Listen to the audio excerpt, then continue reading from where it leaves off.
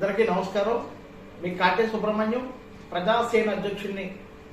ఈరోజు పోలీసు అమరవీరుల దినోత్సవం.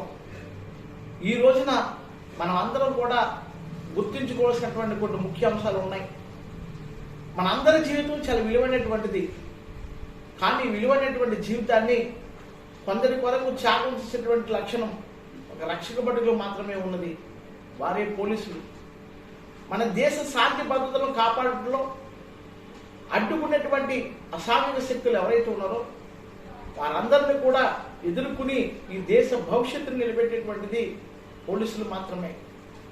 ఇటువంటి శాంతి భద్రతలను, దేశ శాంతి భద్రతను కాపాడేటువంటి రక్షక భటులందరికీ మనం ఎల్లప్పుడూ కూడా రుణపడి ఉంటామని చెప్పాలి.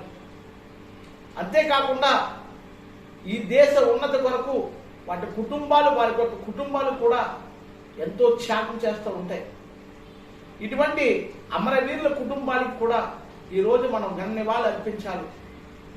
వారందరూ కూడా ఎప్పుడు కూడా నిబద్ధతతో, మానవత్వంతో వారెప్పుడు మన మనసులో ఉన్నతమైనటువంటి శిఖరాలని అందుకున్నారని మనం చెప్తూ ఉండాలి. ఎందుకనంటే ఈ పోలీసు అమరవీరులు ఈ దేశ ఉన్నతి కొరకు, వాళ్ళ కుటుంబాల కొరకు కాదు, మన యొక్క ఉన్నతి కొరకు, ఈ దేశ శాంతి భద్రతలు కాపాడటం కొరకు, మన రక్షణ కొరకు వారి ప్రాణాలను త్యాగం చేశారు.